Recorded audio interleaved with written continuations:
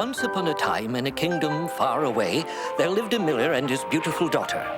They were very poor, but they had a wonderful windmill which harnessed the power of the wind to grind their wheat harvest into grain. The girl didn't mind the hard work, but her father wanted a better life for his daughter. Then one day, a handsome young prince was crowned the new king of the land. He decided to find a wife and invited the fathers of all the eligible ladies in his kingdom to dinner. One by one, they told the king about their daughters. Each man exaggerated more than the one before him as he described his girl. The poor miller, fearing his daughter wouldn't have a chance, thought up the best story of all. Then, with a heavy heart, he returned home to tell his daughter what he had done. Oh, you're back already. Did you enjoy your dinner with the king, Father? Yes. Then I want to hear all about it. Can I get you anything, Father? Yes, I could use some good strong tea. You've had a very busy day. You must be absolutely exhausted by now. Do you feel like talking at all? My dear daughter, I've made a complete fool of myself. And I fear something may happen to you because of my stupidity. It's awful. Everyone was bragging about their daughters. Before I knew it, I had to say something to make you sound extra special. Otherwise, you'd never get to meet the king. Well, it's really not that important to me that I meet the king, Father. It is to me. I want you to have a better life than I can provide. Maybe that's wrong, but that was my intention when I went to the palace, and then I made an awful mess of things. What did you say that was so awful? I boasted that you were an expert with the spinning wheel and that you could make anything.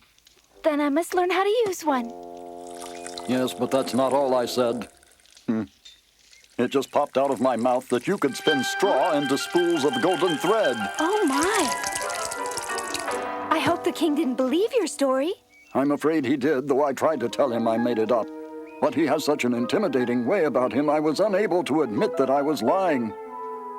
After I told the lie, there was silence. The king just sipped his wine, so I thought he hadn't heard me. Then he spoke. Where is the father of this incredible lady? Here, You will bring your daughter to me at once, and that's an order.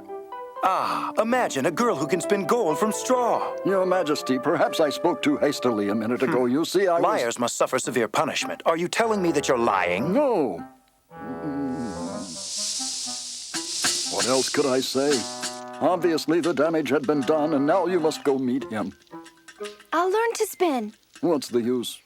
You can't make gold thread from straw. It seems hopeless. The next morning, the miller took his daughter to the palace. Just the day before, he had made the trip alone, filled with grand hopes for his child's future. Now, all he could hope for was that the king would be forgiving. Your father boasted that you have the power to spin straw into gold. I hope for your sake you can perform this miracle. The job must be completed by tomorrow morning. Huh? Your Majesty, I beg You may of not speak till I permit it. Now go to your room and begin spinning straw into gold. If you fail, your father must face the consequences. Majesty, I don't know if I can do what Take her to her room and lock her in till morning. Yes, Your Majesty. Do you think she can do it? I'm really not sure, Counselor, but if she can... If she can, she's just the queen you need. She is beautiful.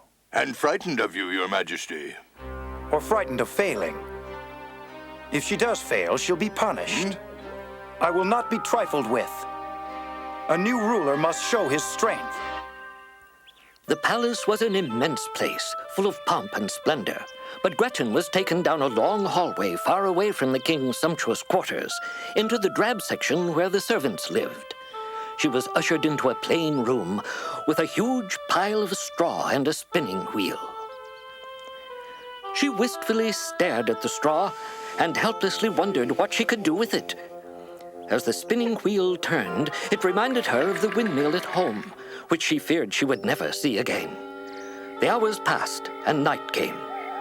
Poor Gretchen tearfully prayed for a miracle by the light of the full moon.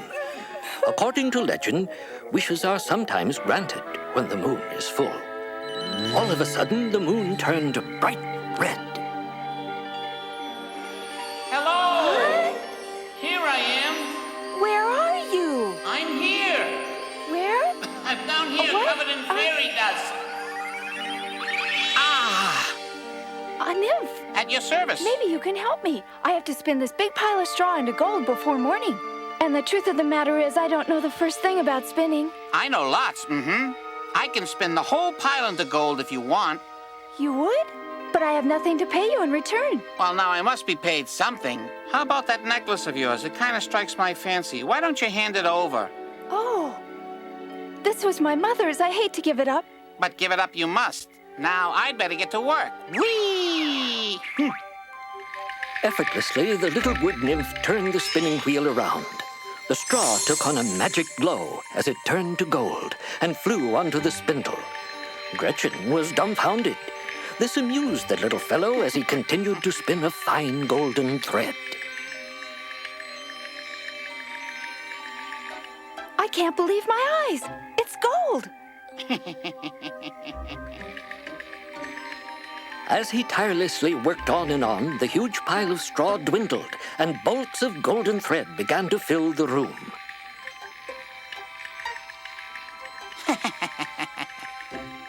As Gretchen watched, she realized she would have to part with her precious necklace, for the strange little nymph had created the miracle she had requested. He demanded his payment as the sun came up upon the new day. In a flash, he grabbed the necklace, vanished into the fairy dust, and flew out the window as the king and his council approached. Dear maiden, I'm speechless. Here is your gold, Your Majesty, as you wished. It certainly looks like gold to me, sire. Unbelievable. I've never seen anything like it. Is it as real as it looks, Your Majesty? Yes, but how? Your Majesty, now that my work is completed, I'm going back to my home. Good day, sire. You must stay at the palace. Yes. You're probably tired now, but you can rest up all day, and tonight I would like you to spin some more gold thread. But why? Never mind. I'm the king, and I command you to spin more gold tonight. Gretchen's heart sank as she realized she had to face the same ordeal all over again. And as night fell, she was locked in her room with another large pile of straw and the spinning wheel, which she tried to use, but the straw wouldn't even wrap around the spindle.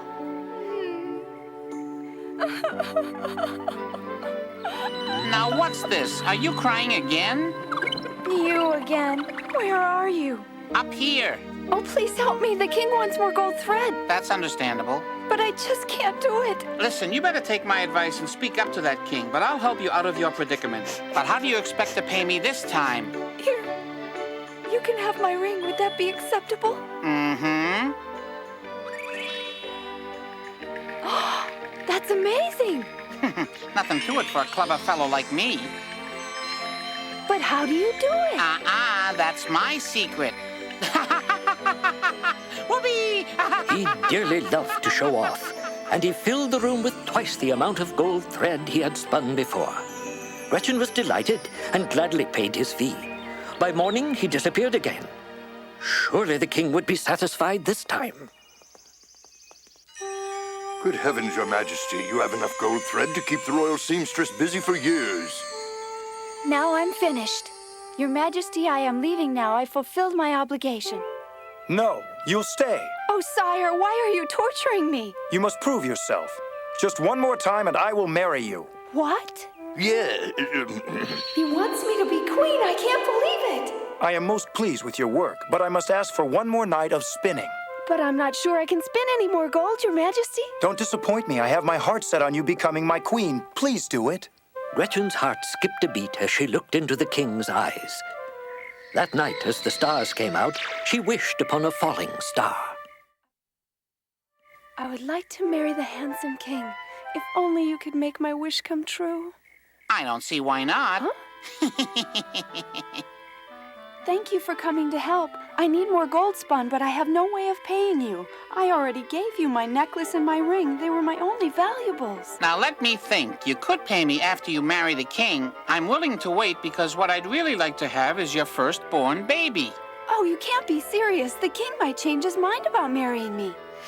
He'll marry you all right. And when the time comes, I'll be back to collect your first child. No! Oh, yes, dear maiden. I will be paid in full. Without another word, the nymph began spinning, and when he was through, he faded into fairy dust.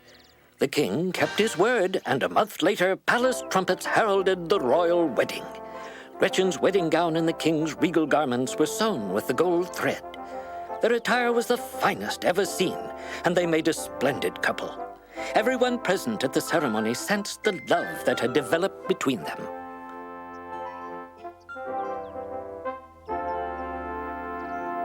After a year had passed, the couple was blessed with a beautiful baby boy. But the birth and the passage of time faded Gretchen's memory of her promise to the nymph and the debt she still owed him. All of my wishes have come true. I must be the happiest woman in the kingdom. Good evening, Your Majesty. What a fine-looking baby. As soon as Gretchen heard the nymph's voice, she immediately knew he had come to collect his fee.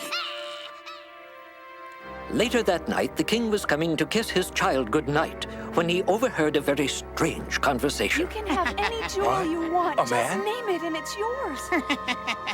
Don't be silly, dear queen. You know what I want. Won't you please change your mind? You can have all my jewels. I've got plenty of my own jewels, thank you very much. But what I really want is that bundle right over there. Your price is far too high. I refuse to pay. Then I'll take what belongs to me if that's the way you want it. I owe you much, but I can't let you do this. Come with me, darling. Mother needs some air. You better not be planning to run away with my property. I don't know what to do. It's very simple. Just give me my child. No! The baby is his? Why don't you let me hold my baby? Oh, he's too heavy for you. I might be willing to let you keep him. I'll give you 3 days to guess my name. What do you mean? If you guess my name in 3 days, you can keep him. I'm a fair fellow, that's why I'm giving you a chance. Of course, if you don't come up with it, he's mine forever. He's mine, and I'm never gonna let him go. Don't be so sure. Remember, you have only 3 days. Ha! All right, Where is he? Who were you talking to just now? Heard? Oh, I feel faint. Please, take the baby. The poor queen was so upset she fainted. The king tucked her into bed to rest, but as she slept, the nymph's voice haunted her. Remember, you have 3 days. Are you feeling any better? Yes. Now you should just rest. Where's my baby? He's in his cradle, sound asleep. We could lose him, and it's all my fault.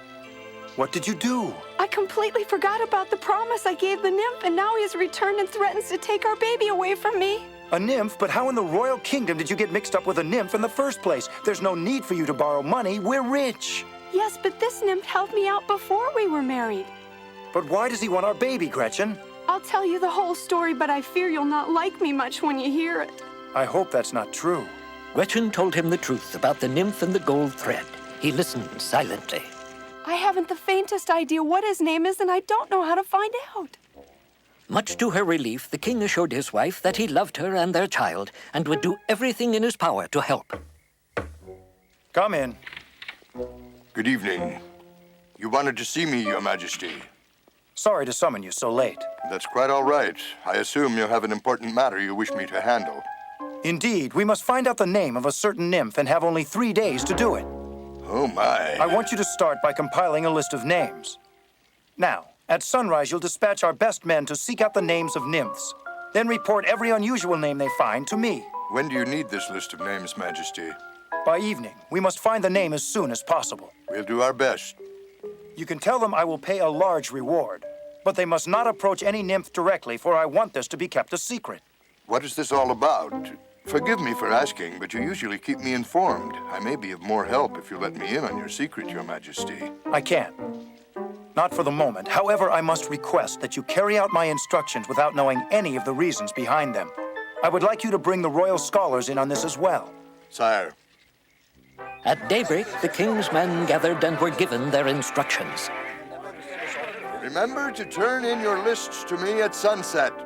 If we do not find the correct name today, report back here tomorrow at sunrise, and we will begin again. Now go! We shall find it, sire! That's right, sir!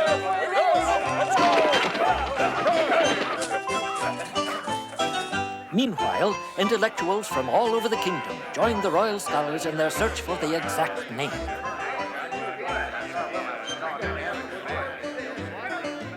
Let me see. Higgins-Sprout or Hennepin are probably good possibilities. Oh, look, Caspari. That sounds about right. Well, it seems to me that I recall once meeting a nymph called Rambabina. I know one named Bartu. As the sun was setting, the men returned to the palace. Their lists and the scholars' lists were presented to the king. Here are some lists of names my men have collected. I appreciate all their help.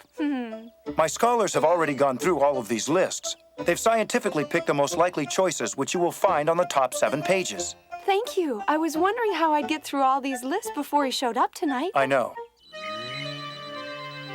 Is your name Caspari? No, that's not it either. McDonty or Puppinlot? Egads, no. Lars? Is it Lambeth? Or how about Leopold? Well, am I getting close? No. Scullywully, Weaselwig, Hartoon? No, those sound like a bunch of chipmunks. The queen continued reciting names, but the nymph just laughingly shook his head and vanished. The next day, the queen's father paid her a visit and offered his suggestions. Have you tried Balzar or Brown Ribs? Those are 2 unusual names. I'll use them tonight. And try Spindle Leg. You know, since he used his leg for spinning, that could be it. It's worth a try. Armed with her father's ideas and more names from the king's men, the queen was ready when the nymph reappeared. Spindleleg? No. Tim Top Toot Toodledum? No, not that. Then what about Pumpkin Top? How insulting. Is that the best you can do? Balzar or Brown Ribs? No, give up. No. Tiny Tyler, Brown Nose, Papa Bee? The little nymph was delighted, as the queen had failed again. He hurried home to tell his friends and celebrate, because now he was certain she would never be able to guess his name, and he would be victorious.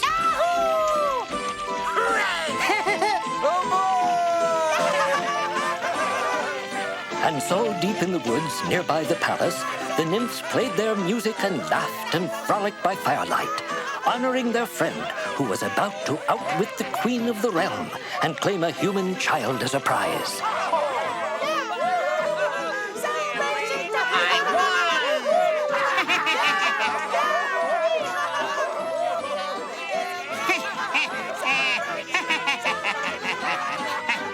Merrily I'll stoke the fire's flame, for Rumpelstiltskin is my name. Just by chance, 2 of the king's men nearby heard the nymph call out his name.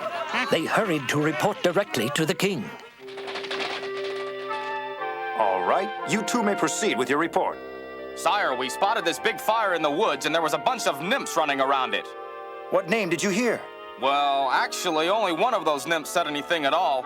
He was playing a drum, and he jumped into the air. For a minute, I thought he had jumped into the fire, but when he hit the ground, he recited a rhyme in which he mentioned his name. Do you remember the name? Was it Rumble? Yeah, Rumble something. No, it wasn't. It was Rumple. That part I remember. It's funny, isn't it? It was right on the tip of my tongue, and now I can't think of it. Maybe it'll come to me if I can recite the rhyme. I don't want to hear the rhyme. I only want to hear the name. And I better hear it fast or you'll both get a good flogging. I'm sure it was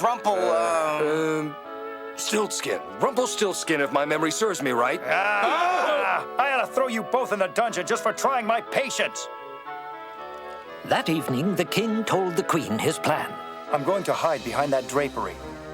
And if the name my 2 men gave me today is not correct, I am going to protect our child from that nymph with my sword. Good evening, my dear queen. I hope you have an interesting selection of names to try on me tonight. This is your 3rd and final chance. Could your name be Robin? Or Hoppensack? Hoppensack. Is it Horace Undercup? Wrong.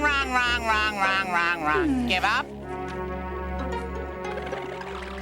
No, don't take him. I won. The baby's mine. I'll give you 1 minute to say goodbye. One more guess. All right, if it'll make you happy, go ahead. I'm ready to make my guess. Would your name be Rumpelstiltskin? Nobody can take my baby away from me ever. He's mine, Rumpelstiltskin. Now go away. Gretchen!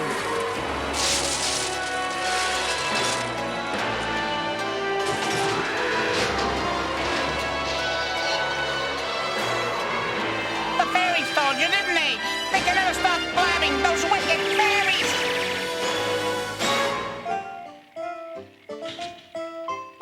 Our child is safe. Yes. The king and queen shared their happy moment in silence. But their little son expressed himself the only way babies know how. And they were delighted even to hear him cry, for they would all be together for a long, long time.